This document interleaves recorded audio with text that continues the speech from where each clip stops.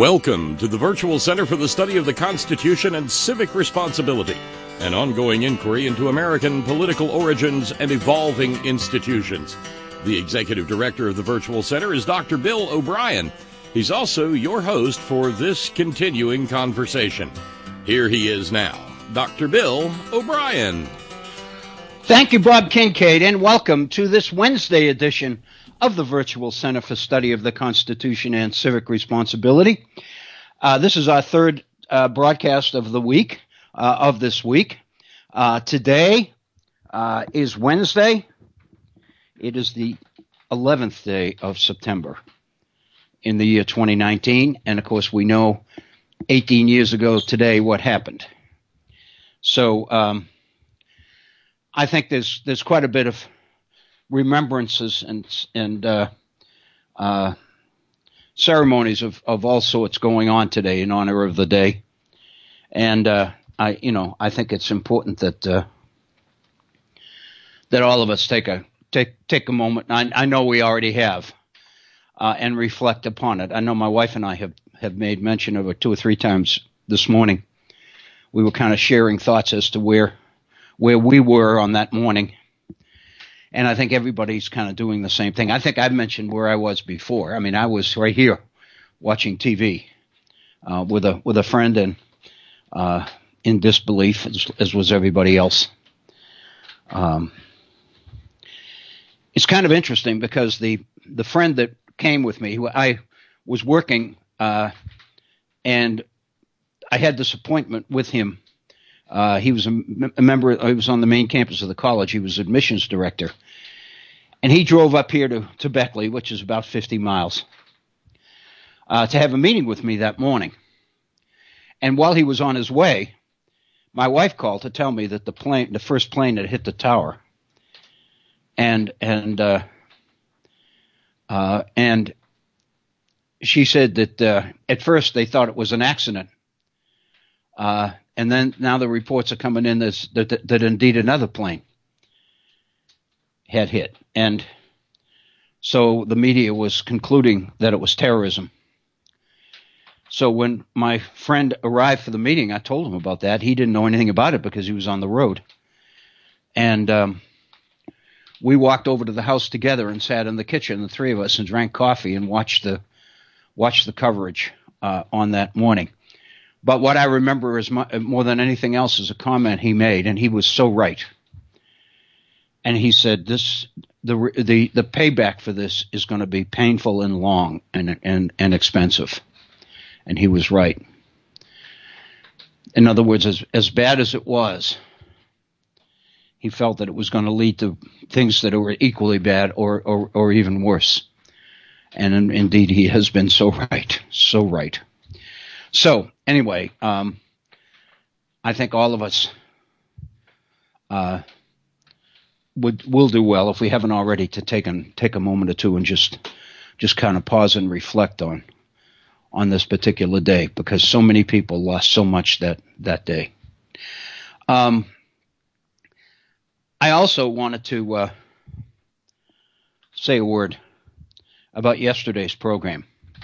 And encourage, for those that may be listening that were unable for any reason to be with us yesterday, let me encourage you to go to whiterosesociety.org and take a listen to yesterday's interview with Kevin Shanley, discussion with Kevin Shanley, because I just thought, Bob and I were just talking about it before we came on the air. There's so much that Kevin is presenting to us, not only in information, but in insight and perspective. I mean, these are issues that he thinks about all the time. It's obvious. As I mentioned, he's doing a lot of writing. He's writing a number of position papers. He's delivering papers at conferences. He's attending lectures where people are delivering information and insights on these particular issues. So he's well versed on the issues related to Asia, and not only is he well versed on the information itself, but he's thought about it to the point that he has a perspective, a sense of time and place and significance that I think all of us benefit from. What I probably took away from yesterday's program more than anything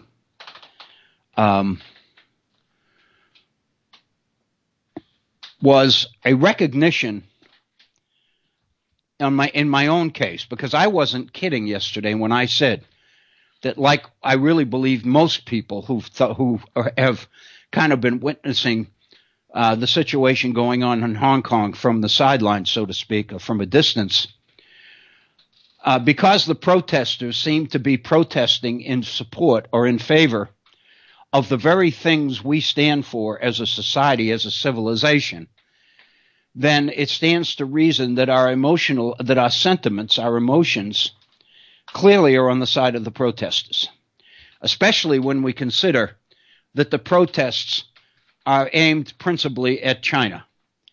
And because of what we know and what we fear about China in the modern world and the growing power and economic influence of China, the fact that these protesters are taking a stand against China and actively promoting many of the things that we believe in, we want, it stands to reason that our emotions, our sensibilities would be with the protesters. And as I mentioned, the piece that Kevin wrote raised questions.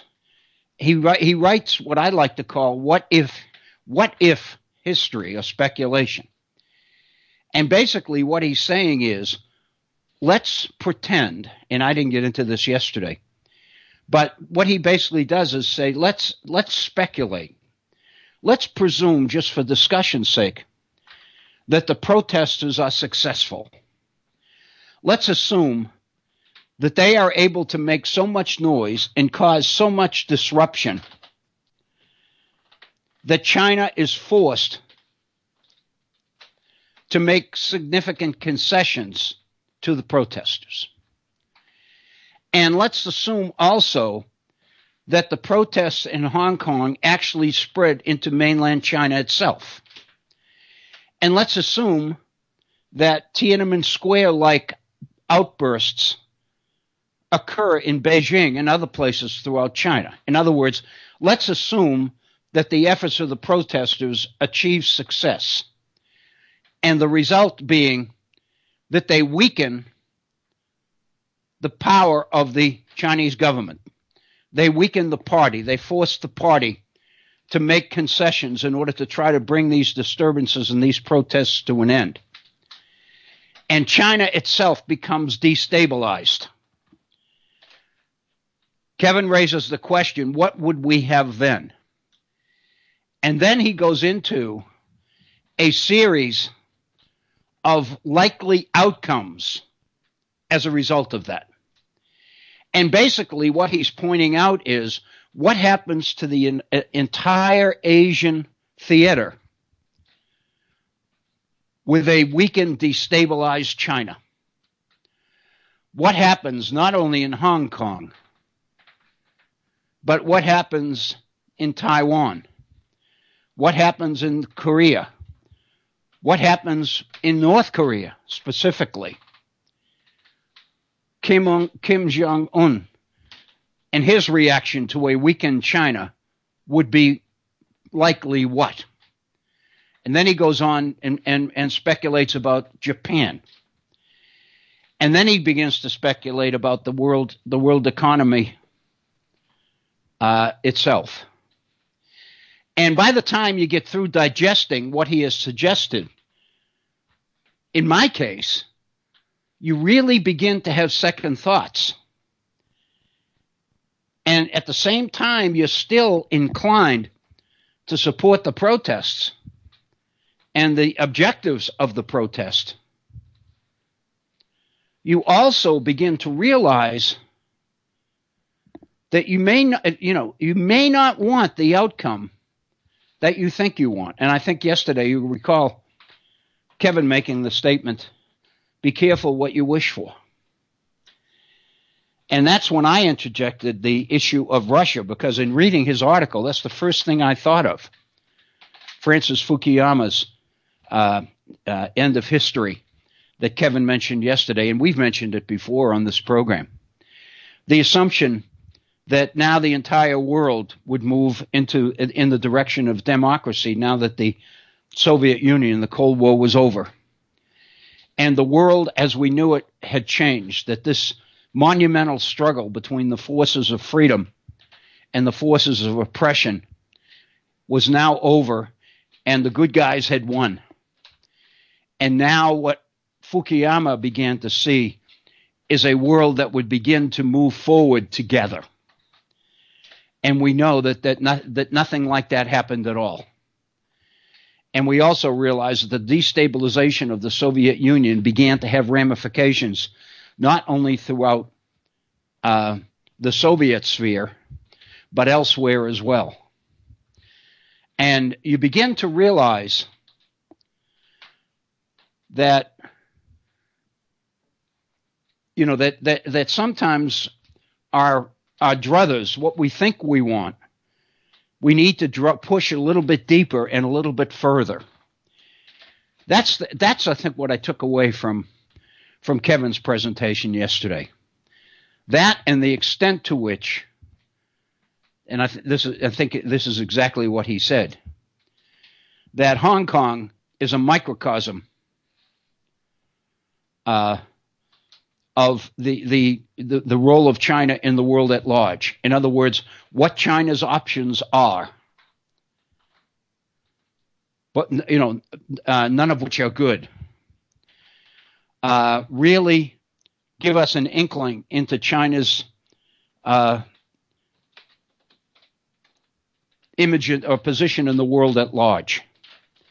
And you can begin to learn so much from just reflecting on these things and thinking them through and thinking about the ramifications of all of them.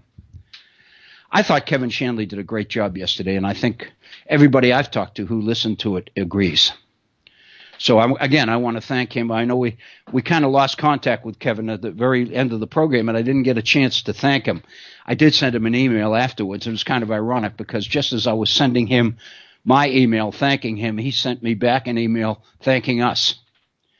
So, and he basically expressed the fact that he thought it went well, and he thought that what he wanted to get out, he did get out, and he felt very good about that. So, all in all, I thought yesterday was a very successful day. So, if those of you who might be listening that were not able to be with us yesterday, you can go to whiterosesociety.org and just get just click on the link to yesterday's program, which would be September 10th, 2019.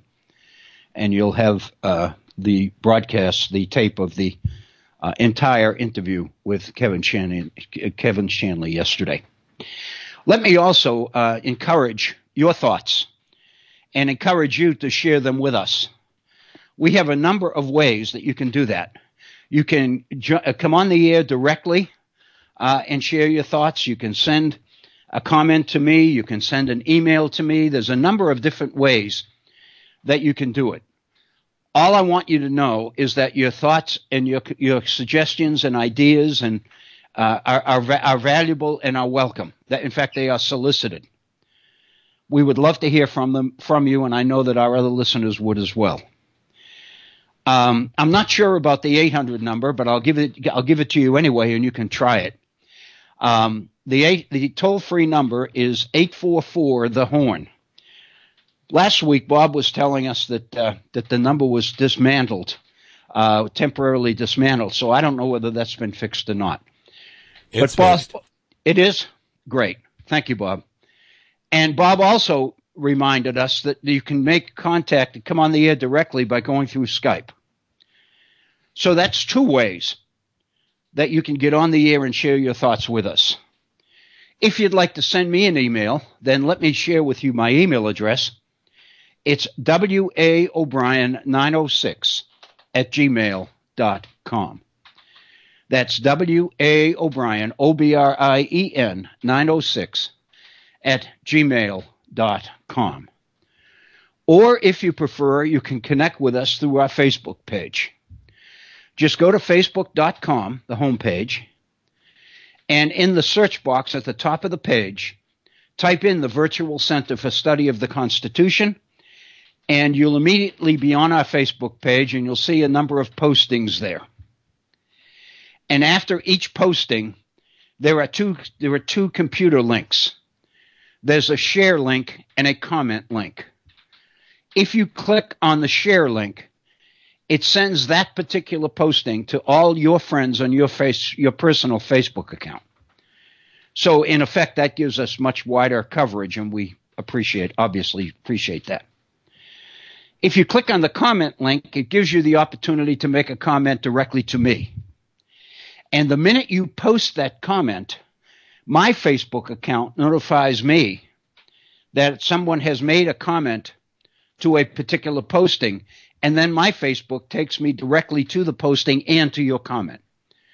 So the fact is, it takes no time at all for me to read your comment. It obviously can be and is assumed to be about the posting, about the post itself, but it doesn't have to be. You can make your comment about the program or about issues on the program, whatever you'd like. Just consider it to be the same thing as an email, if you would.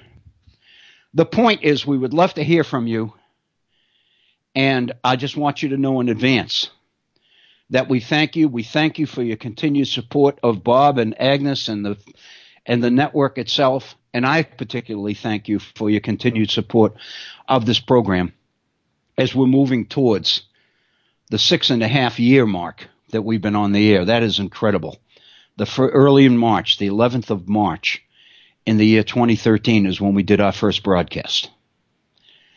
And here we are in the middle of September of our 7th year. That is incredible. So thank you very much. And again, we look forward to hearing from you.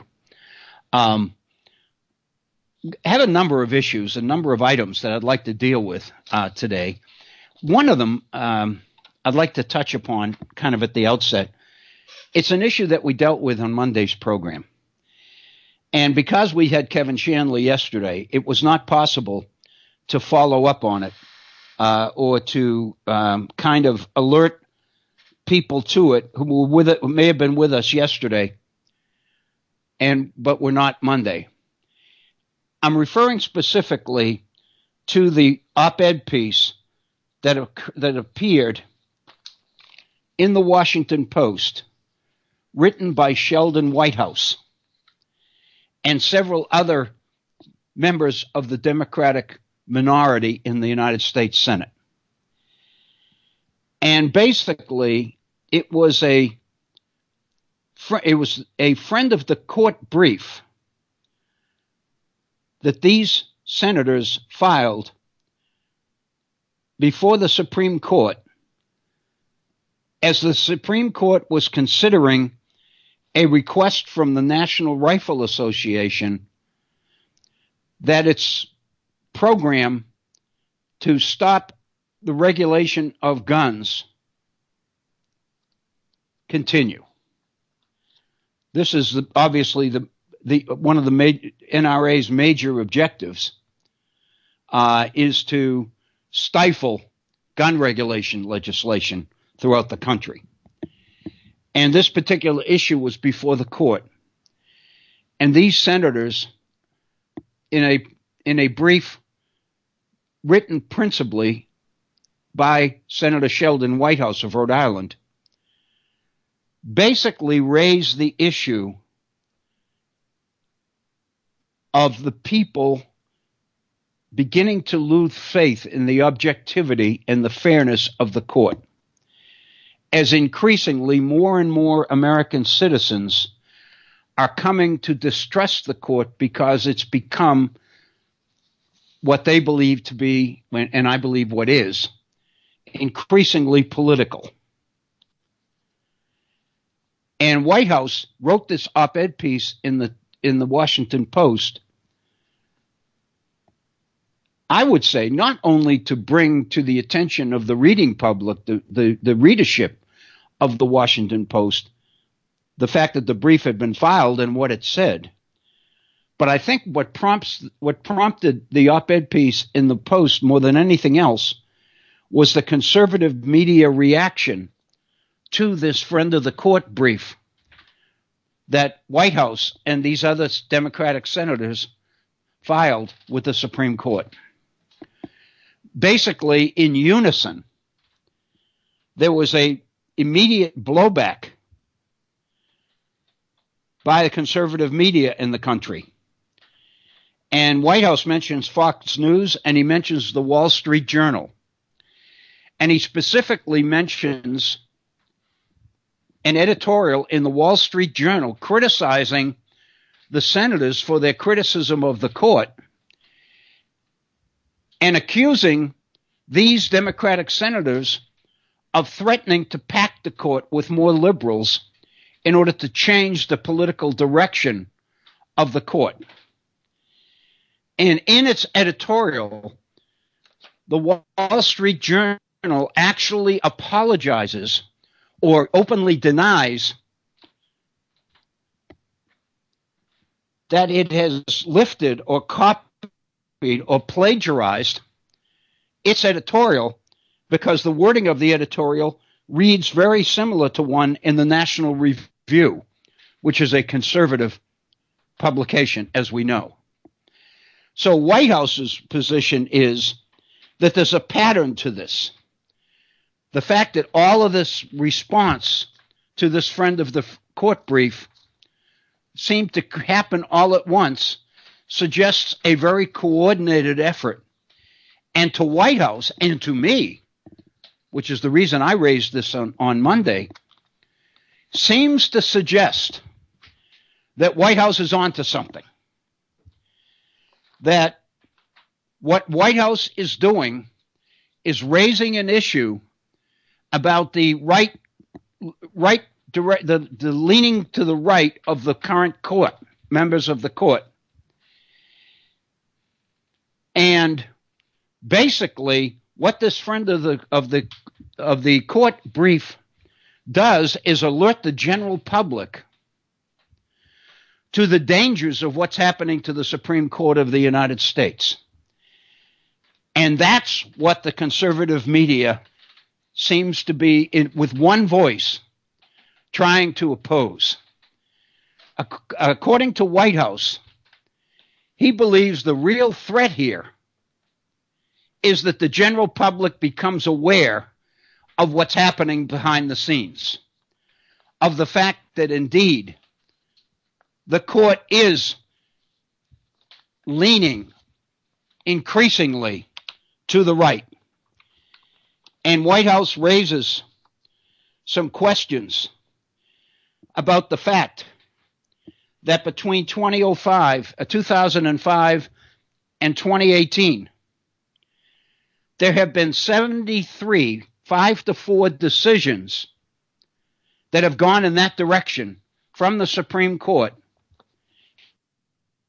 And the one thing they have in common is they all seem to go in one particular direction, and that is to support corporate interests in this country. And so, in a sense, what White House is doing is laying out the case for the truth of what's happening with the Supreme Court. And he's letting, through the Washington Post, he's letting the general public know about it. And that's really, from White House's perspective, the issue. I mentioned this, we spent time on this on Monday's program. It was at the very end of the program, the last half hour. And I wanted to return to it because I believe it's incredibly important. I don't think that it's one of those things we ought to just file away and forget about, because it's real and it's ongoing, and somehow it needs to be stopped. And we know that justices enjoy lifetime appointments. And we know that it's not that easy to stop it because you can't change the makeup of the court. You can't change the ideological leanings of members of the court.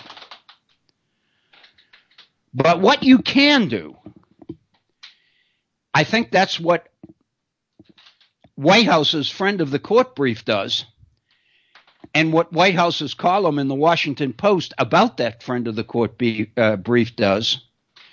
You can make the general public aware of what's going on and make it very clear that the whole world is watching.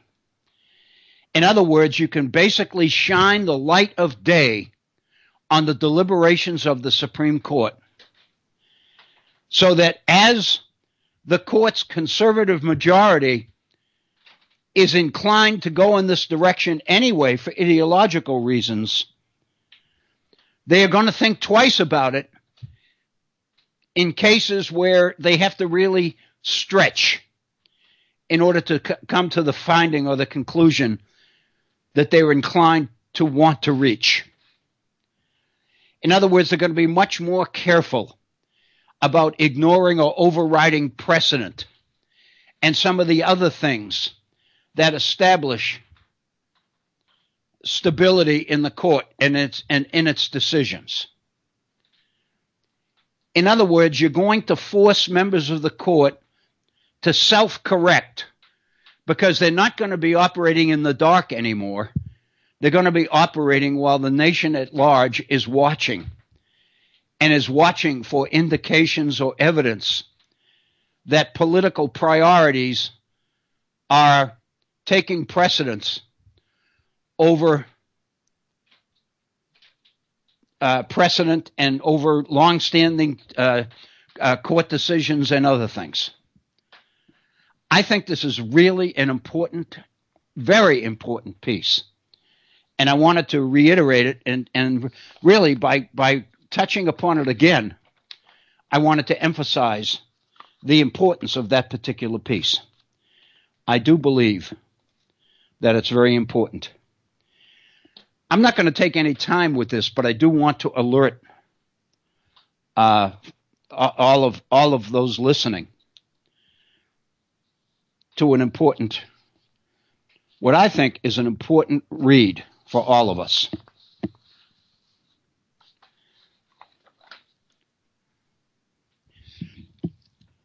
Basically, it's a review in Salon, dated September 10th, yesterday. A review of a recent book on the Kochs and the political influence of the Koch Foundation, the Koch brothers, acknowledging the recent death of David Koch. It focuses specifically on Charles Koch. And there's an extensive review of this book in Salon, dated yesterday. The review was written by Chauncey DeVega. And you can get it by going to Salon, or you can get it as well by looking at Alternet on your browser. Because the Salon piece is transcribed on Alternet. It is an extensive look into the operations of the Koch Foundation, the entire Koch business industry, if you will. It's unbelievable. The author of this book, Gavin Peters, was given an interview with Charles Koch and also given the freedom to interview employees and members of the upper echelon of Koch's operations. I think this is important to know that when the draft of the book was completed, it was sent to Charles Koch for review. And Koch were given an opportunity to point out errors or to respond to what they believed was unfair or incorrect or inaccurate or whatever.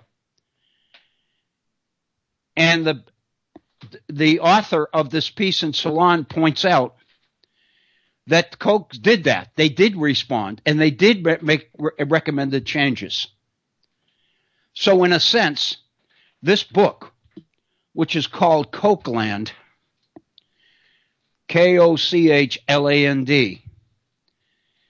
is written with the knowledge of the subject.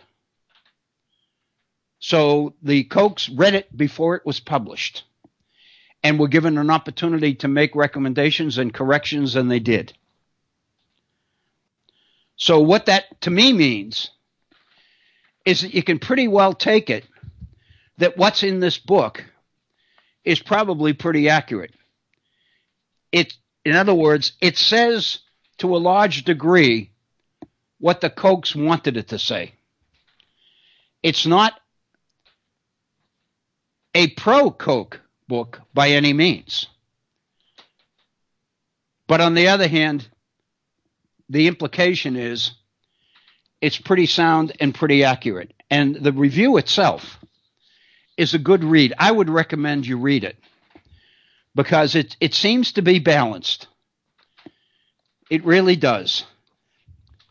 Charles Koch's personality is addressed because he's not well known. He's not seen in public that much. And I think the treatment of his personality is pretty balanced and pretty creditable. I genuinely do. But I think it does a good job with the ideology, with the education that they had growing up, the overbearing father, all of it. Very, very good read. Very, very insightful read. But one of the things you get from it is some insight into where the Kochs want to take the country and the power, the economic, financial, and political power that they have garnered to get there.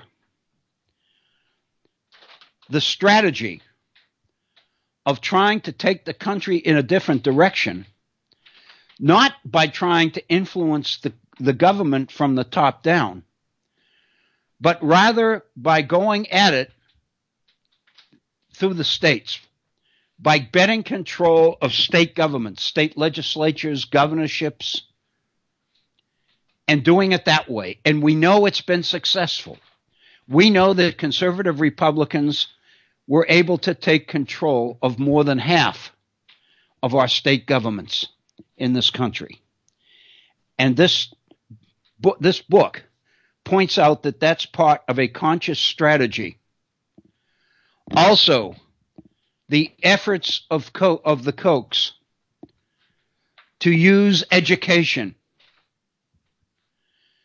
in order to win over and get people to commit to their point of view. The fact that they are opposed to public education and they want to destroy it. They want to privatize education, and they want children to be taught what they believe children ought to be taught, which is free, unregulated free enterprise, small government that is not interfering with capitalism, and the education of every individual child to become more entrepreneurial, to become more ambitious. And that's really what they're after.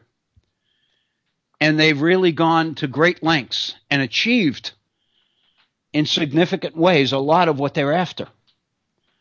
I think it's a very, very informative study, and I recommend it to all of you. Again, it's Salon. It's dated September 10th, and the author is Chauncey De Vega. Very, very well a read well worth doing, I believe. Okay, with that, seems to be a little bit of this and that today, doesn't it? I've got a couple of issues that I wanted to deal with in a little bit more depth. But before I get to those, let me bring one more item to your attention.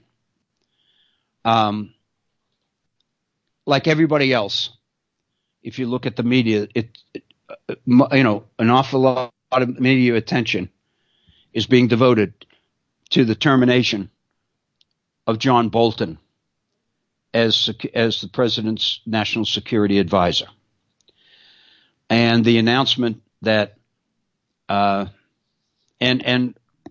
debate broke out whether in fact he resigned or whether in fact he was fired. The president on Tuesday told the world that he was fired. Bolton immediately responded and said he resigned. And more has come out since then as to why. And there's been a lot of speculation. And there's been a lot of hemming and hawing about the president on the one hand and John Bolton on the other, because they didn't agree on much going in. But the president justified it by saying he wanted different points of view. But stories are beginning to surface that members of the president's inner circle were increasingly concerned for a number of reasons. That they accused Bolton of leaking. They also accused Bolton of refusing to go on television in order to support the president's positions on foreign policy matters. Rather, they point out that the president most often would do everything he could to argue for his own point of view on many of these issues, even when it contradicted the position of the president. I picked up evidence of indications where members of the inner circle argued that Bolton would go on a kind of a regular basis to members of Congress and ask them to make his case for him on a particular issue, whether it was Syria, whether it was Iran, whether it was North Korea, whether it was Afghanistan, whatever it might be. So in other words, instead of, if he had opposition to the president, once the decision was made and the policy was decided upon, one would expect that Bolton would immediately get on board and begin to support and champion the position adopted by the administration. But the reports are that Bolton didn't do that. He continued to work behind the scenes to get his own point of view on the forefront and keep it there. And then Bob, when we were chatting just before we came on the air, Bob mentioned a story which I hadn't heard, but it makes some sense to me,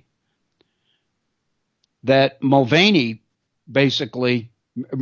Mulvaney basically claimed that it was John Bolton who publicized the president's comment about nuking hurricanes. And a lot of people, of course, were extremely critical, made fun of the president for what seemed, on the surface seemed to be a silly suggestion. Well, word now, according to Bob, is that it was Bolton that was responsible for leaking that. And so the point, it all came to a head this Monday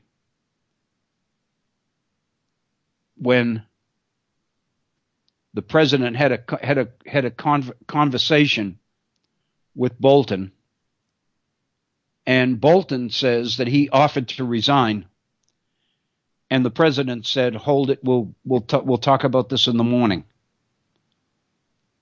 In the morning, the president announced that Bolton was fired. So Uh, I was struck by one column in today's New York Times. Bret Stephens, the conservative columnist, basically points out some of the positive things that Bolton's 17 months in office as National Security Advisor did. In other words, there were three things that he was able to do, which is keep the president from doing. One was the agreement with North Korea. The other one, of course, was the meeting with the most recent one, the meeting with the Taliban. And the third one was the president's decision announced last year to pull troops out of Syria. And it was John Bolton that was able to stop that. The article, by the way, Bret Stephens is not supportive of Bolton at all.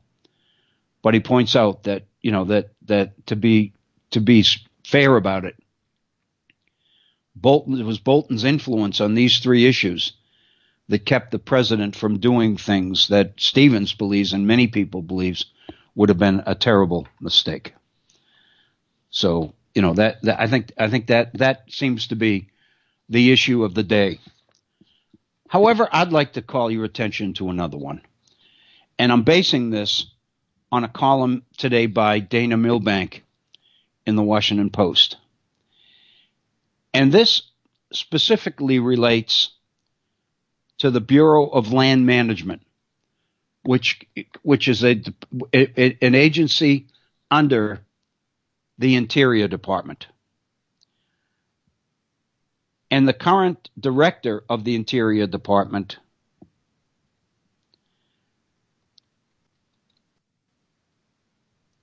and I don't want to mispronounce the name. The current Secretary of the Interior is Burkhart, I believe. And wait a minute. Let me. I had his name right on the tip of my tongue before we came on the air.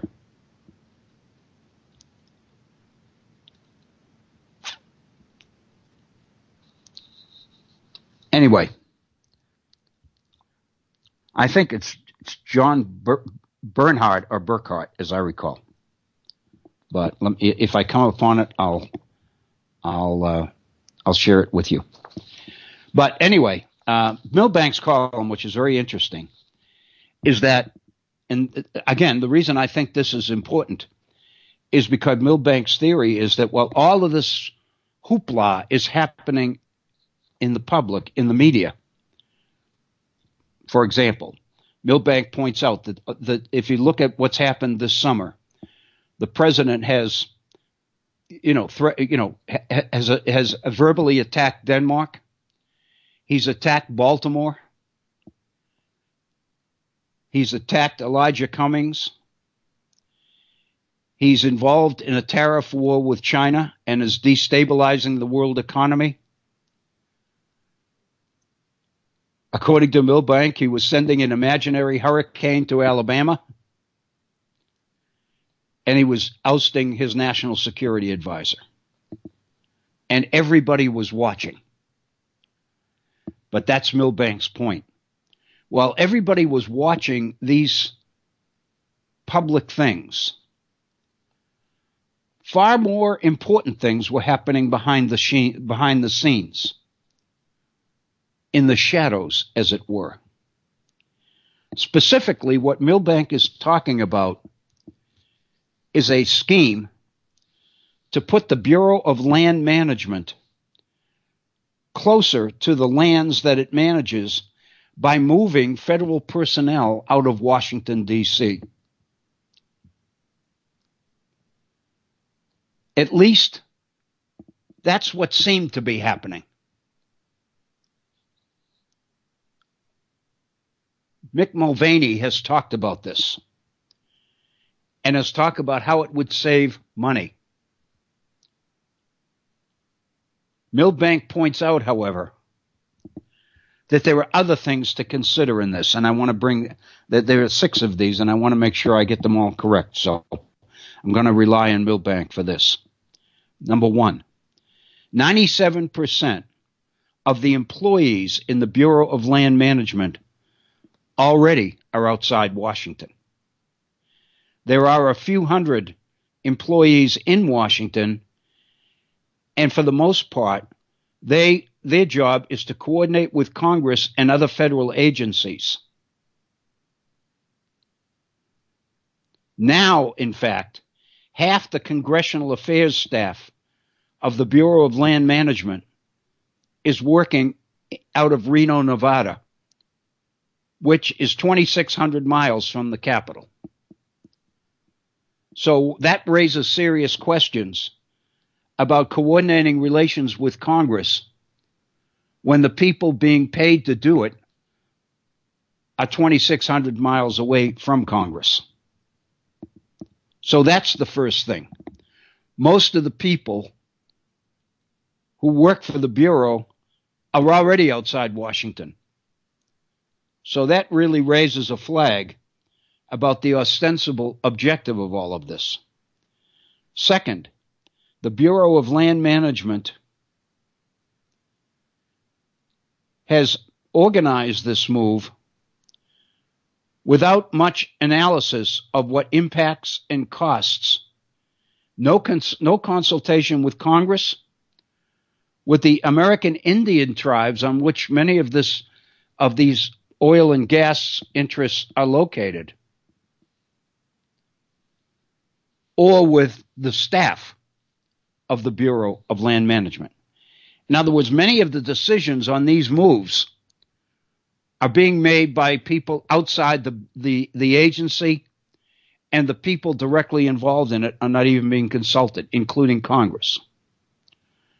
Third, the Bureau of Land Management decided to locate its new headquarters in Grand Junction, Colorado, which is hours from a major airport, but just down the road from the hometown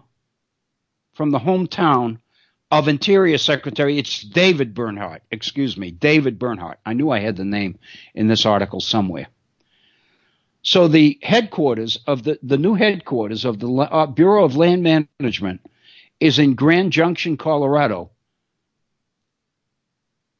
which is down the road a piece from the home of the secretary.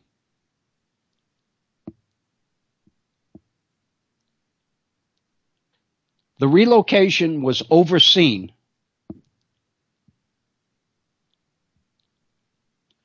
by Interior Assistant Secretary Joseph Balash, Balash. Some of you may have read that Joseph Balash just recently, this weekend, resigned from the Interior Department in order to take on a position for an oil exploratory company, the very company that the Interior Department theoretically was regulating. So the entire relocation of the Bureau was under the tutelage of Joseph Balash, who's now gone. According to Milbank, when a senator from New Mexico, Tom Udall, said that it appeared to him that the proposed move, which does not have congressional approval, was really a deliberate effort to destabilize and dismantle the Bureau of Land Management, Balash responded by threatening Udall and saying, quote, that he would reconsider the relocation of additional departmental resources into your state, unquote.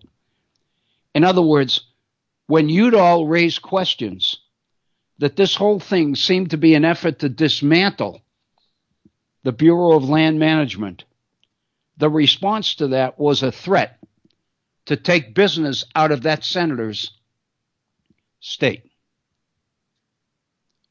And number 6, many of the workers being shipped out of Washington are being offered lower level jobs, which confirms suspicions that what's happening is that the experts in the Bureau are being driven out. there's substance for this. This quote to me is this whole story. Mick Mulvaney, who's President Trump's acting chief of staff, said last month the following at a Republican gala in Washington, D.C. Quote, "It's nearly impossible to fire a federal worker. I know that because a lot of them work for me and I've tried. By simply saying to people, you know what? We're going to move you out into the real part of the country. They quit. What a wonderful way to sort of streamline government," unquote. The way you get rid of people that you don't want is to move the operation they work for or in to a remote part of the country and force them to resign because they won't want to make that move. They won't want to go. Mulvaney suggested that at a Republican gala. And that's exactly what Udall is reporting is happening in the Bureau of Land Management. Milbank reports that Bailash has since left to join the oil industry, and now his replacement, William Perry Pendley, is being given the responsibility of handling this entire relocation and explaining it to Congress, now that Congress is back in session.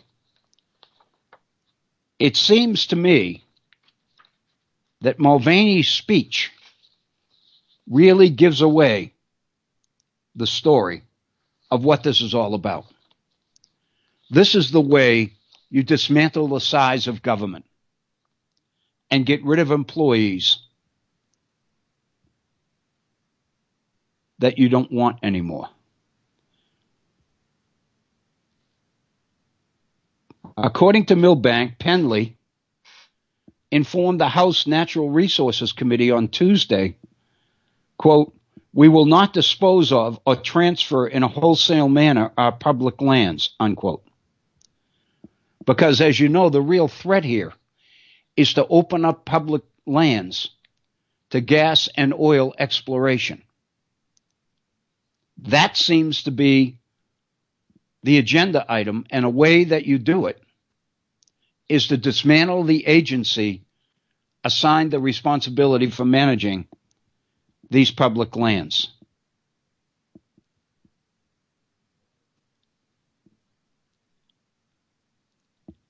Pendley declared to the House Natural Resources Committee that the department was, quote, "offering knowledgeable and compassionate assistance to those who are relocating."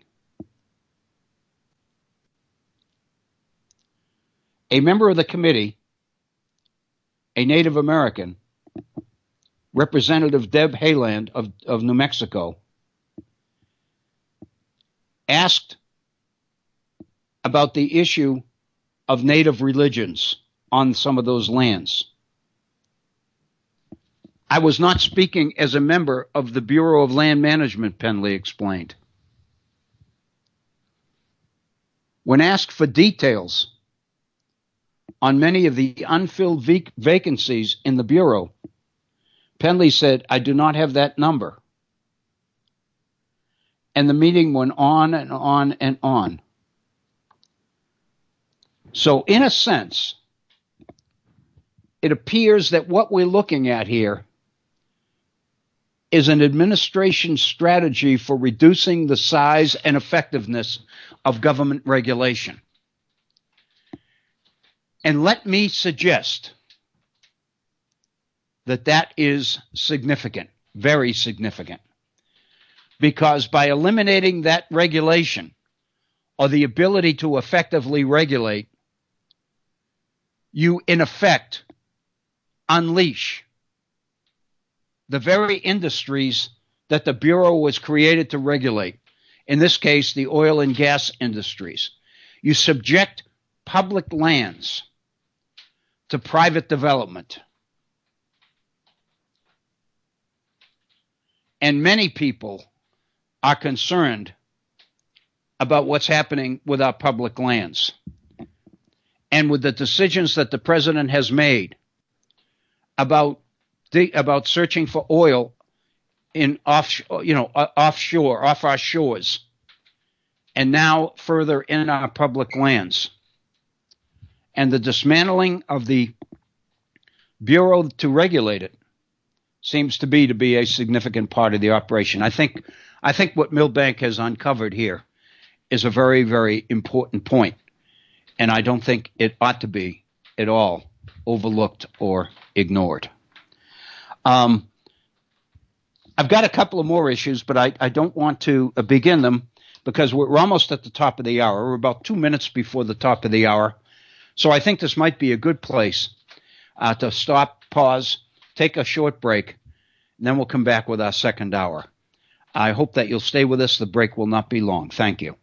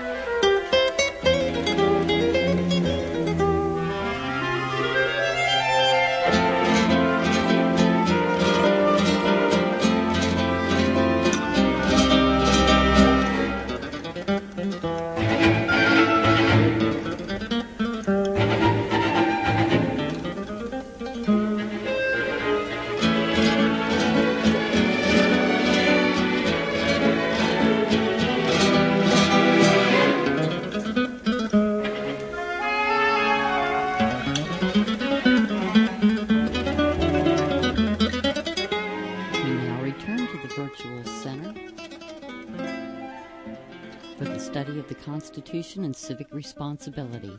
Here's your host, Dr. Bill Obrien. Well, thank you, Agnes. It's good to hear your voice. Really appreciate that.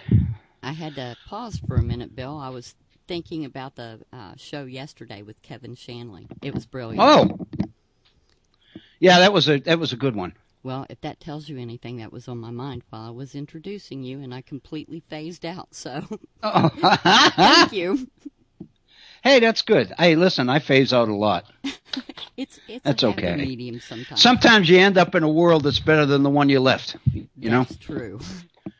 Yeah.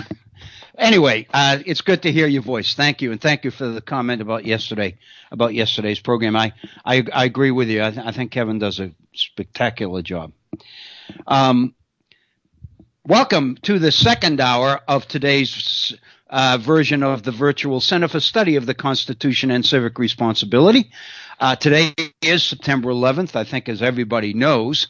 There are all sorts of memorials and remembrances going on. I saw a ceremony going on this morning in Washington, D.C. at the Pentagon, and I know that there are similar events going on in New York City and in Pennsylvania and other places, which the date of September 11th brings back to mind for all of us. Welcome to the program. If you're just joining us, I want to thank you. If you were with us through the first hour, you know that we spent the first hour touching on two or three issues and items that are occurring right now.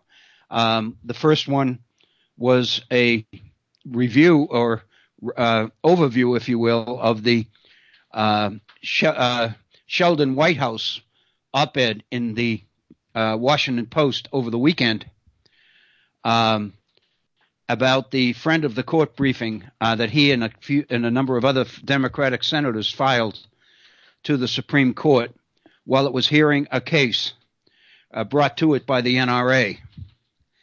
And in the friend of the court brief, White House and the others pointed out the declining faith that many people had in the Supreme Court because the impression is that it's becoming more political and less juridical, and that it is really violating the whole sense of what the function of the Supreme Court was designed to be by the founders, and mentioning Alexander Hamilton and his Federalist paper on the role of the Supreme Court and the whole idea behind lifetime appointments and the permanence and stability of the court because of some of the decisions they were going to make, which not only weren't political but oftentimes flew in the face of political interests in this country.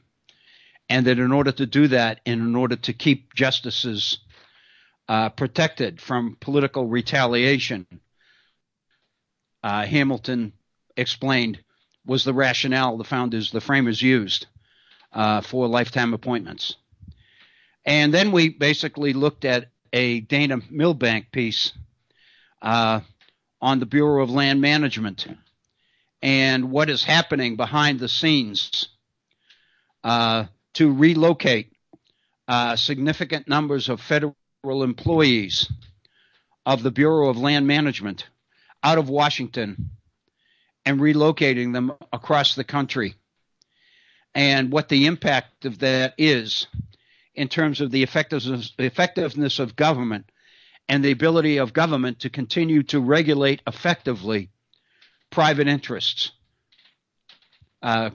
private corporate entities like oil and gas companies, and by rendering the Bureau that is responsible for managing our public lands and doing it without the input of Congress or anything else. In effect, what is happening is that these public lands are increasingly becoming vulnerable to private sector development, contrary to the public interest. I think it's an incredibly important story, as is the White House op-ed piece. I think both of those are extremely important. One of the issues that I think is extremely timely is the following. Let me preface this by saying Jamelle Bouie, who's I think the most recent columnist for the New York Times. He basically has been with the Times since the spring, I believe.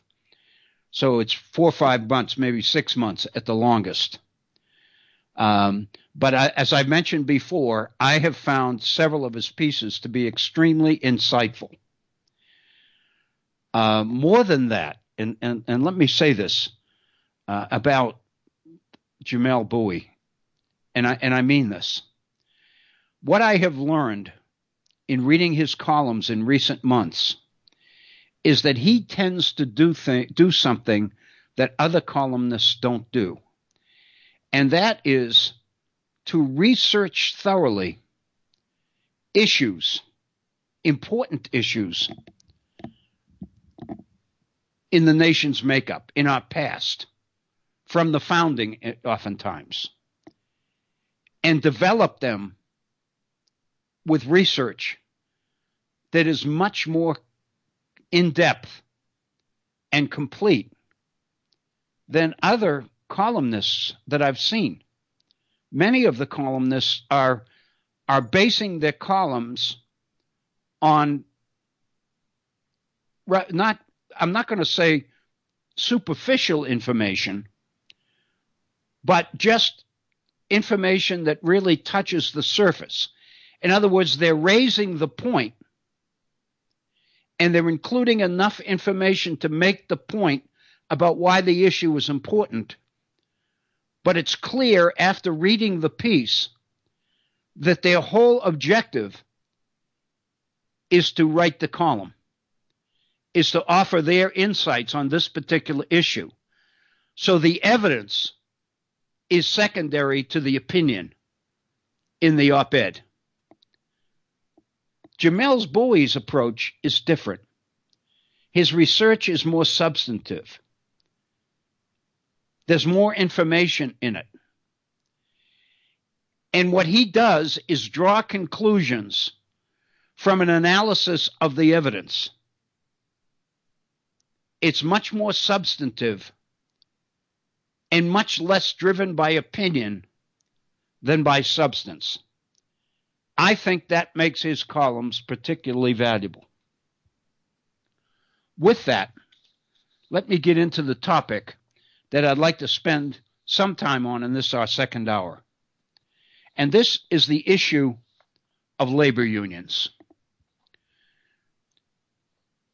Jamelle Bouie's column in this morning's paper, New York Times, September 11th,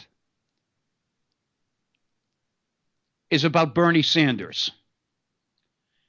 More specifically, it's about Bernie Sanders' position on trade unions, on organized labor. And what Bouie points out is that just a few weeks ago, the Sanders campaign put out the senator's proposal for revitalizing the American labor movement, should he be elected president.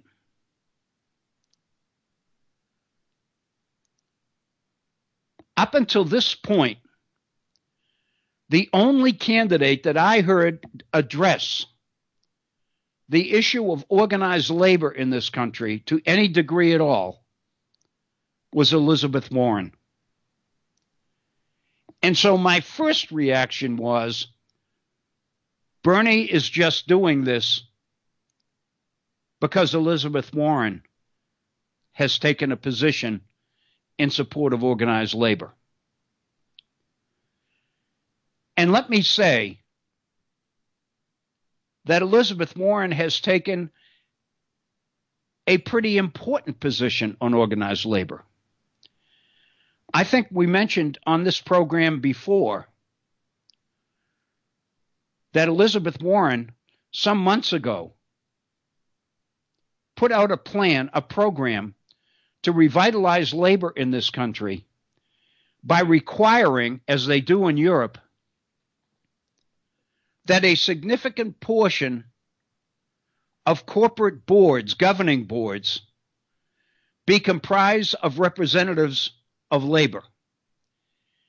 In other words, that working people sit on the decision-making boards of the corporations that they work for.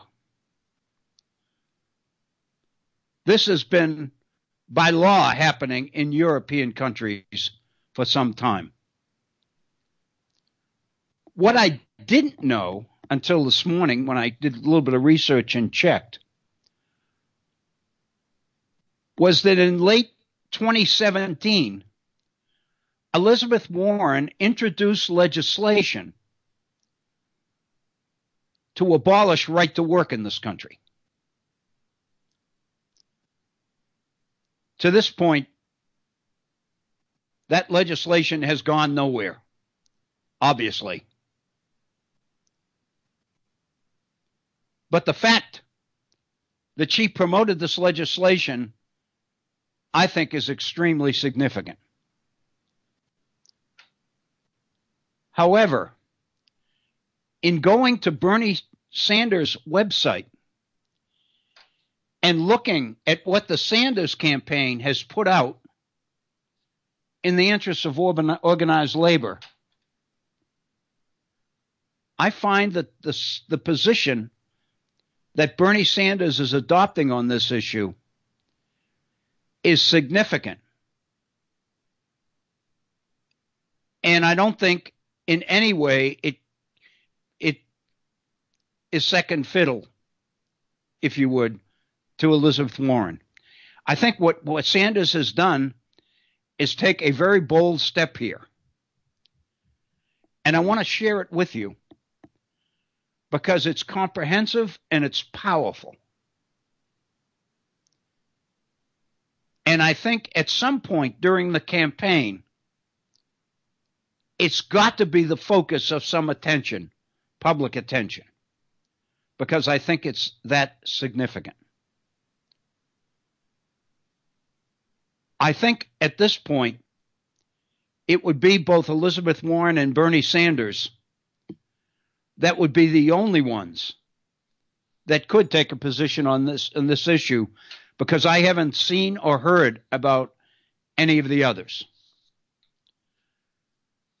But the Sanders campaign has put out what I believe is a comprehensive program to revitalize unions in this country. And if you go to the website, the plan is called the Workplace Democracy Plan. And the prologue, the introduction to this plan, the rationalization for it, is something that Bernie Sanders, as well as Elizabeth Warren, have said on more than one occasion, that it was the trade union movement, as much as anything else, that built the middle class in this country. Sanders points out that there's no doubt but that union membership is good for working people. And here's some data. Members of unions earn 22% more on average than non-union workers.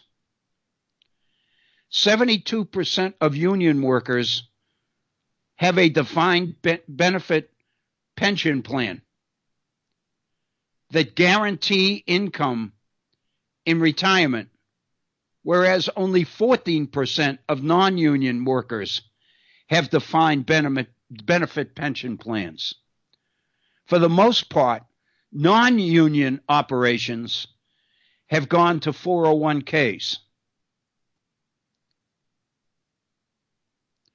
which are defined contribution plans,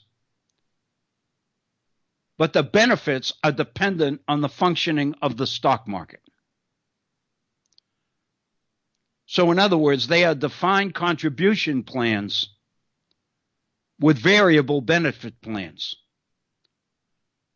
Union members, however, continue to enjoy defined pension plans which specify the benefits.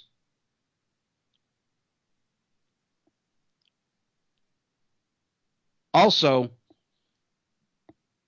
18% more of union workers have health coverage than non-union workers from their employer. What this data indicates is that union membership benefits working people. Salaries are higher, benefits are better, retirement is more lucrative. Also, better than 60% of the American people support labor unions, even though only 10.5% of working people are in unions. Unions have declined in this country, and we know it began ostensibly during the 80s when President Reagan fired the air traffic controllers and essentially took a firm position against unions and strikes. And from that point on, it seemed to have become open season on labor union membership. And then this workplace democracy plan points out some recent statistics to indicate how much pressure there is against unions in our workplaces today. Here's some data. When workers demonstrate interest in forming a union, 75% of private sector employers usually hire outside consultants to conduct anti-union campaigns within the workplace. 63% force employees to attend required closed-door meetings that are anti-union. 54% of employers threaten workers against forming unions in these meetings. An employee who engages in union organizing has a 1 in 5 chance of being fired. 60% of employers, in the face of union activity, either threaten to close their operation or relocate its businesses if workers choose to form a union. So there's tremendous anti-union sentiment in this country among employers, even though the bulk of public opinion in this country supports unions. With that, here are the specific proposals that the Sanders campaign includes in its workplace democracy plan. First, provide unions the ability to organize through a majority sign-up process, which allows the National Labor Relations Board to certify a union if it receives the consent of a majority of eligible workers. When a majority of workers in a bargaining unit sign authorization cards to join a union, they then have that union. And if employers refuse to negotiate with it, the government will impose strong penalties on those companies. In other words, under a Sanders administration, unions would get visible government support for their efforts to form unions and for their efforts to force employers to negotiate with them. That's the first item. Second item, to enact first contract provisions to ensure that companies cannot prevent a union from forming by denying a first contract. Employers would be required to begin negotiating within 10 days after receiving a request from a new union. If no agreement was reached after 90 days of negotiation, the parties would then enter compulsory mediation. If no contract is reached after 30 more days of mediation, the parties would have a contract settlement through binding arbitration. The point of that issue, it seems to me, speaks to the value of unions. In other words, this Sanders program is doing everything that government can do to make sure unions are allowed and that they are functional, on the belief that unions are a positive good for this country. That would be, I suggest, quite a change. Third item, eliminate right to work. Repeal Section 14B of the Taft-Hartley Act, which has allowed 28 states to pass legislation that eliminates the ability of unions to collect dues from those who benefit from union contracts, undermining the union's representation of workers. In other words, this particular provision, by eliminating Section 14B of Taft-Hartley, would effectively override the Supreme Court's Janus decision, where the court argued that unions were no longer permitted to collect agency fees for representation from non-union members. This provision would change that and would basically make it legal again for unions to charge a fee for representing the interests not only of their own members, but also of non-members. Companies would no longer be allowed to label workers as independent contractors or to deny them overtime pay by calling them supervisors. They are workers. And as workers, they have a right to organize, a right to be represented, and a right to be listened to. And that's what this particular plan put out by the Sanders campaign would do. Next item.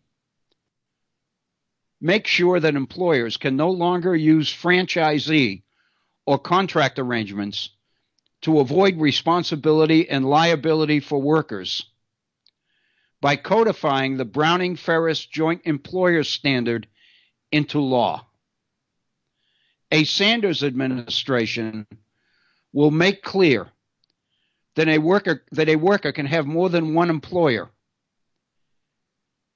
If a company can decide who to hire and who to fire and how much to pay, an employee at a franchise, that company will be considered a joint employer along with the owner of a particular franchise. Both employers must engage in collective bargaining over the terms and conditions of employment.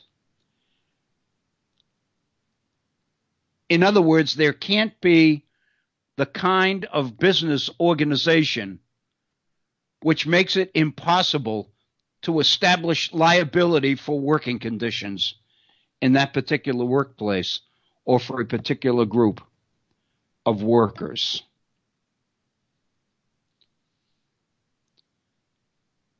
Yet another point. Make sure every public sector union in America has the freedom to negotiate. Public employee unions. Make sure that every public sector union in America is free to negotiate. President Sanders will sign the Public Service Freedom to Negotiate Act to guarantee the right of public employees to organize and bargain collectively for better wages, benefits, and working conditions in states like Iowa that currently do not offer these fundamental protections. The right of union organizing will be available not only to private sector employees, but public sector employees as well. Next item. Require companies that merge to honor existing union contracts. In February, Wabtec completed a merger with General Electric Transportation in Pennsylvania. Instead of honoring the existing union contract with its workforce, Wabtec tried to impose substantial cuts to employee benefits while rewarding executives with over $120 million in bonuses. Under this plan, companies would no longer be able to abrogate union contracts through mergers.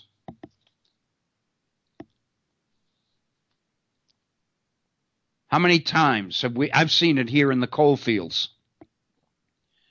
How many times have we seen coal companies go belly up and declare bankruptcy, void their contract obligations to workers, and then suddenly reform into a new company with a new name and assume that the old agreements no longer exist? I've seen that ever since I've been in West Virginia. Under this provision, that would no longer be permissible.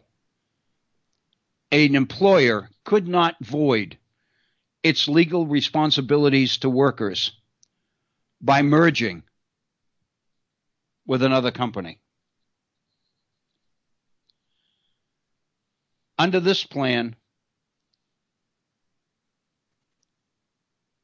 the Sanders administration would deny federal contracts to employers that pay poverty wages, outsource jobs overseas, engage in union busting, deny good benefits, and pay CEOs outrageous compensation packages. A Sanders presidency will result in an executive order to prevent companies from receiving federal contracts that outsource jobs overseas, pay workers less than $15 an hour without benefits, refuse to remain neutral in union organizing efforts, or pay executives over 150 times more than average workers, hire workers to replace strikers, or close businesses after workers vote to unionize. That particular provision really rewrites the history of organized labor in this country since the 1970s.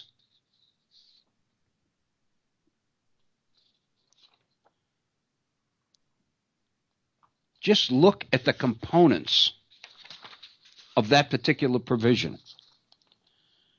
Deny contracts to employers that pay poverty wages, outsource jobs overseas, engage in union busting, deny benefits, good benefits, and pay outrageous salaries or compensation packages to CEOs.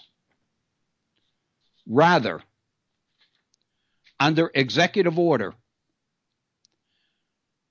this provision would prevent companies from receiving federal contracts if they outsource jobs overseas, pay workers less than $15 an hour without benefits, refuse to remain neutral in union organizing efforts, pay executives more than 150 times more than the average worker, hire workers to replace striking workers, or close businesses after workers vote to unionize. The next provision, it would also ban permanent replacement of striking workers. This plan, once and for all, will outlaw the permanent replacement of workers who go on strike. According to Jamal Bowie, in his piece this morning, this is the most important component of the Bernie Sanders program for working people. It reinvigorates the right to strike. It basically legitimizes the right to strike as a legitimate weapon of workers and points out that they can't be fired for that, for going on strike.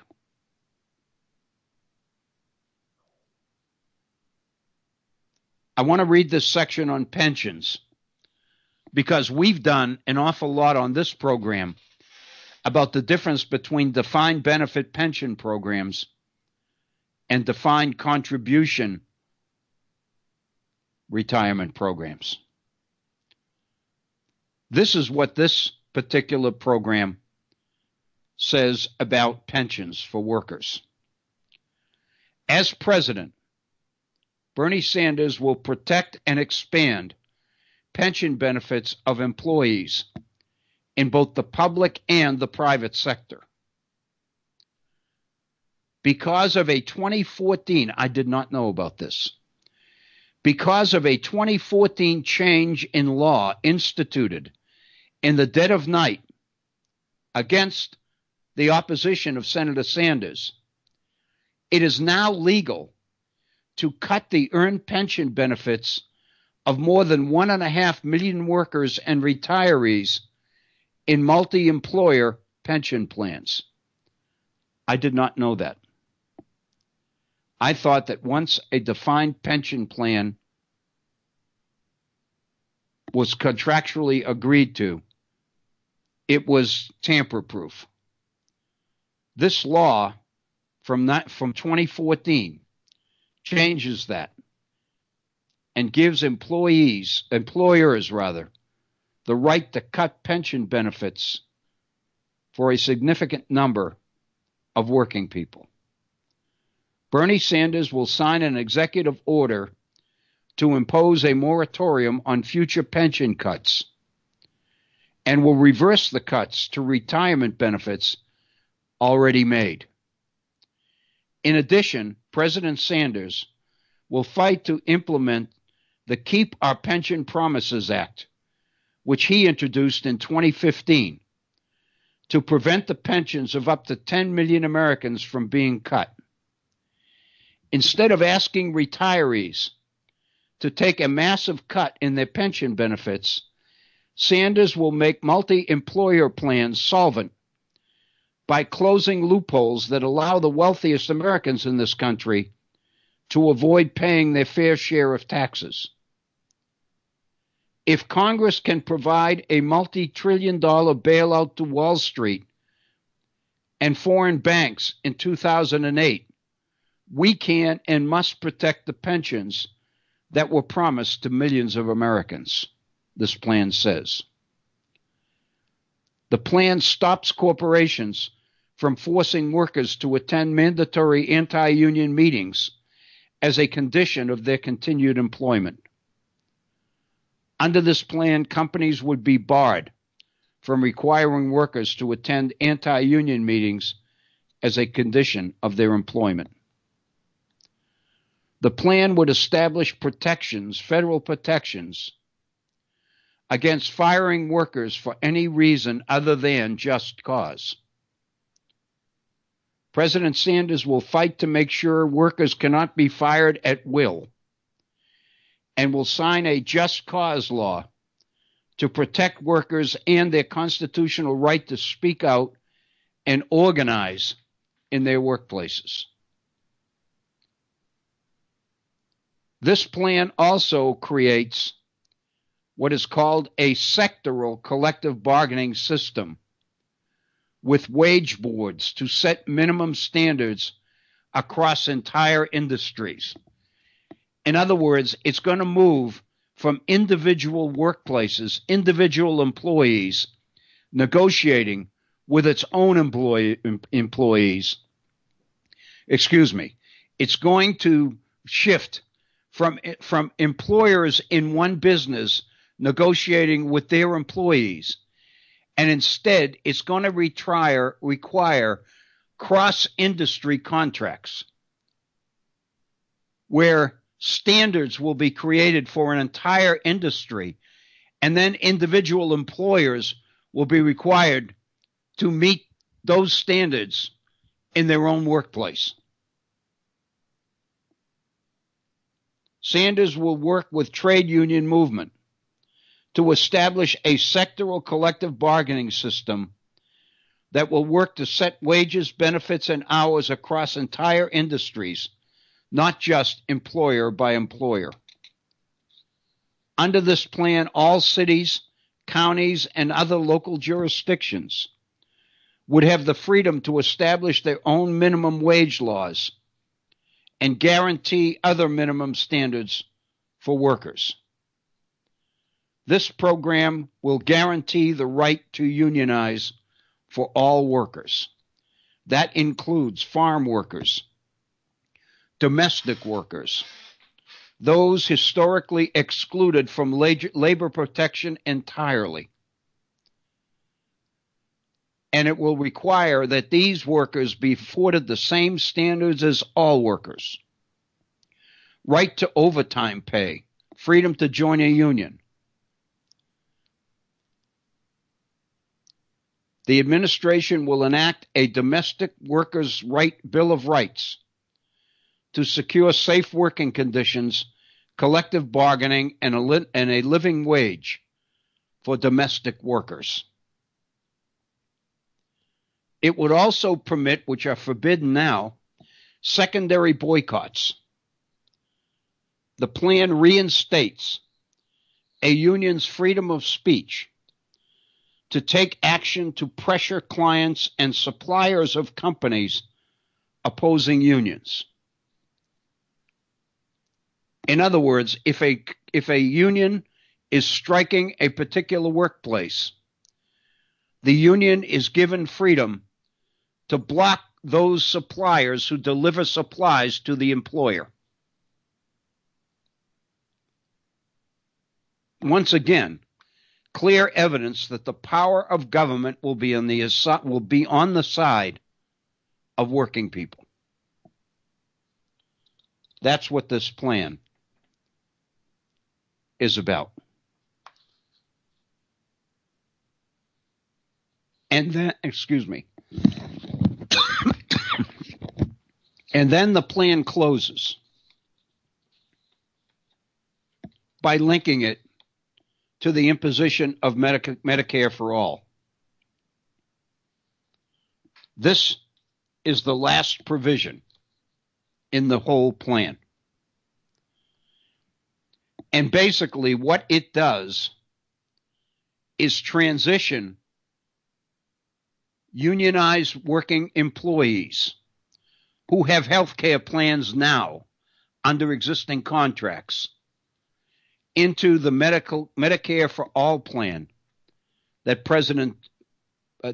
candidate Sanders has already spoken to and already adopted. Basically, working people in salary increases will get the benefits of the money saved by Medicare for All. So in other words, not only will working people not suffer benefits by going into Medicare for All, but they'll also get the benefit of the savings associated with that transition. if you stand back and take a look at this entire program, it's incredible. And what I mean is, it clearly defines a level of, it commits the country to a respect for work and for working people that hasn't existed in this country for a long time. It basically undoes much of the anti-union legislation and activities that have taken place in the last 25 to 40 years, it seems to me. It's obviously going to appeal to working people, to all working people.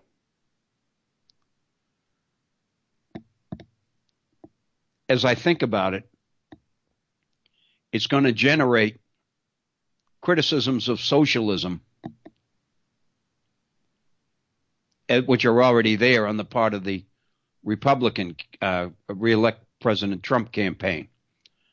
Already, President Trump, if you picked up comments from his address in North Carolina the night before last to Democratic Socialists. In other words, no matter who his opponent is in 2020, it's clear that the president is trying to paint all Democrats with the Bernie brush, with the same brush. In other words, no matter who the Democratic candidate is, Republicans are going to basically try to tie them to this particular plan.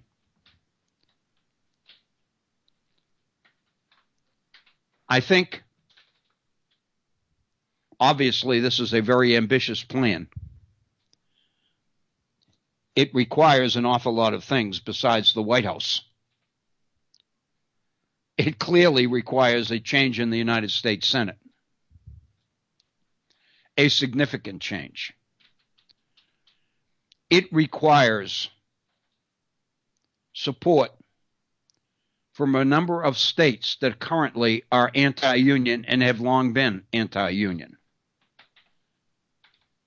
It's extreme, but it's powerful.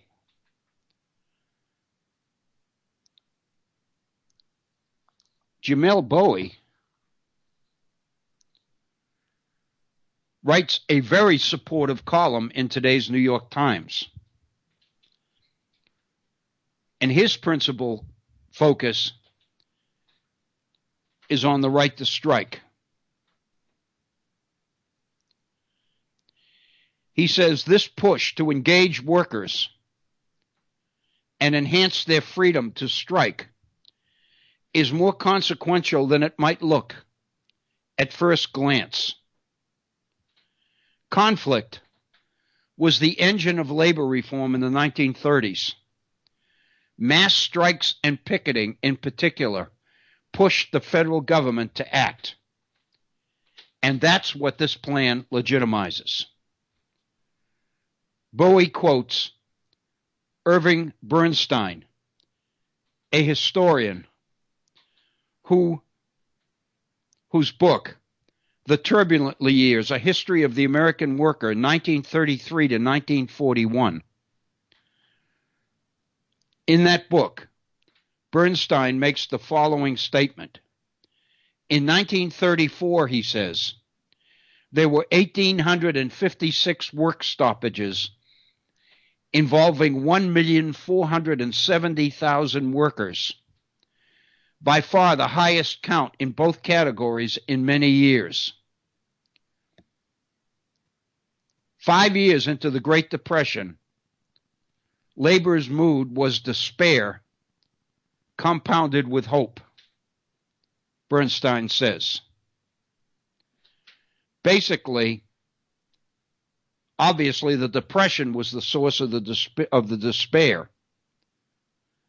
But the Roosevelt administration and its leanings toward a more positive attitude towards working people, Bernstein believes, is where the hope came from, because it allowed workers to take matters into their own hands and to demonstrate their collective power to recalcitrant employers by using the strike, and strike they did. To Jamel Bowie, the strike provisions of the Sanders proposal is the most significant part of it. And if you read Bowie's piece, and I'm not going to go through all of this now, but he goes through a history of some of the strikes and some of the conflict and some of the tactics and much of the violence that occurred in the American labor movement. There was a lot of bloodshed to win the kinds of concessions that working people were able to win and enjoy coming out of World War II.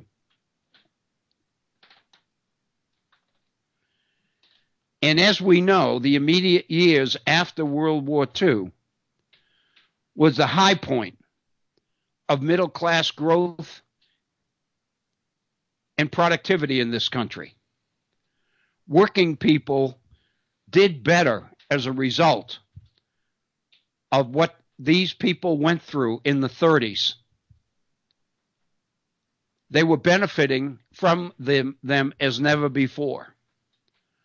All of it began to change in 1980 with the election of Ronald Reagan and Reagan's position during the air traffic controllers strike.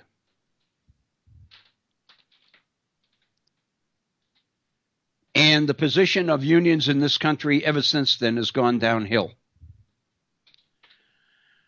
I don't think anyone wants to recreate the violence that existed in the 1930s.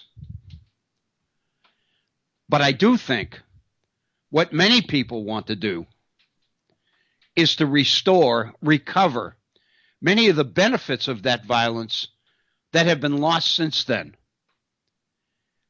This particular, program by the Sanders campaign, it seems to me, doesn't promise that much more than working people had. What it does do is promise to restore what was their good times, their best time. I think that we can expect that as this campaign goes along, this issue is going to draw more and more attention, as well it should. We know that President Trump speaks often about the fact that the economy is his strongest suit as he begins his move toward re-election. The whole issue with John Bolton and the president's efforts in foreign policy seem to reveal almost desperation on his part to find a way to get a win in diplomacy, whatever it might be. The meetings with North Korea, with the head of North Korea, the secret meeting that was canceled at the last minute with the Taliban at Camp David, the president's desire to pull American troops out of Syria, the president's effort to end the war in Afghanistan. His purposes clearly are political. They're personal. He wants a win that he can use to get himself reelected. There's no question. And he continues to get rid of all of those within his administration who show any signs of trying to block him. In other words, he talks all the time about wanting people in his administration who have different points of view so they can debate and he can make the best decision. He says that, but he eliminates everybody who takes issue with him. And what he's replacing them with are sycophants, yes men, people who won't challenge him. It seems to me the situation with the path of the hurricane and the use of the Sharpie over southeastern Alabama, that situation, it seems to me, is about all the evidence we would need to support this. Basically, those in the administration are being sent clear signals. If you want to keep your job, then you support the president. You never oppose him. When you combine that with his desire to score a victory for political purposes, we begin to appreciate how frightening it is. His position on organized labor has consistently been negative. He promised working people an administration that would never forget those who have been cast aside and ignored. He was going to become the voice for people who have been denied their voice. The message was that he would be a friend and a champion of working people. He's been anything but that. And I think his position and his reaction to this particular program is going to demonstrate that once it's on the table and the discussions on it begin. I think we're going to find out where President Trump is on this issue very quickly.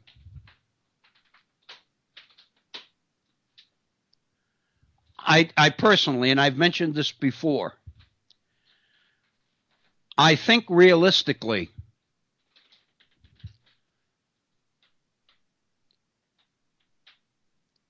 that there's probably more of a chance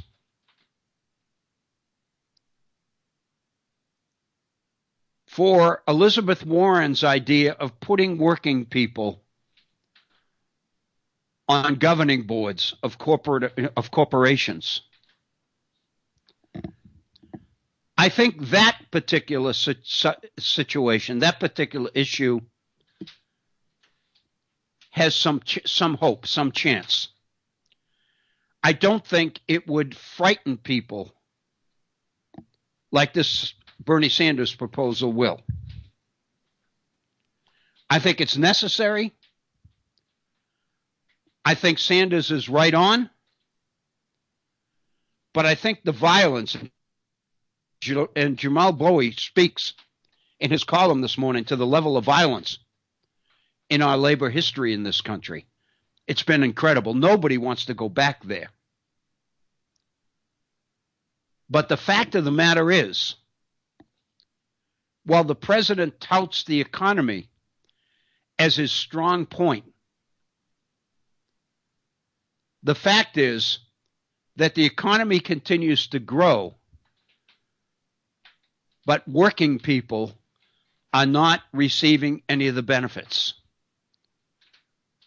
More people are working, but how many times do we hear the story about people who have 2 or even 3 jobs to try to make ends meet? The answer to that question is to give working people their voice. And the only way to give them their voice and make sure it's heard is to begin to respect the dignity of work. I think that has to be added to this whole program. I think that is the way to sell these kinds of specific proposals. If you are to justify these kinds of activities in today's world, given the violent history that preceded it, it seems to me it's going to have to be justified by placing it under the umbrella of restoring the dignity of work in this country. And that means restoring the dignity of the people who perform work. And by making that argument, then you can begin to go into a number of these specifics. I think it's a very, very important proposal. I think it's a proposal that needs to be out there. I expect, very realistically, that it's a proposal that's going to leave people speechless when they hear it, because it seems extreme when you put it all at once, all in one package. But the fact of the matter is, almost all of it has been there in the past, and the nation flourished under it. That's the point that I think has to be made in order to justify all of this. With that, I think we've just got about a minute and a half left in today's program. There's one item that I meant to mention earlier and I forgot. I'm not going to dwell on it. I wasn't going to dwell on it anyway, but I did want to mention it because it's kind of interesting. And that is, as we would expect, of course, after the results yesterday in North Carolina with 2 Republican victories, after the president and vice president had gone down there at a big rally in Fayetteville, North Carolina, the night before last. President Trump, of course, last night, once the results became official, took to Twitter and claimed total responsibility for the victory, for the Republican victories in North Carolina. And then there was something else that went along with that. And that is a photo of the president with a sign under it saying President Trump in 2024.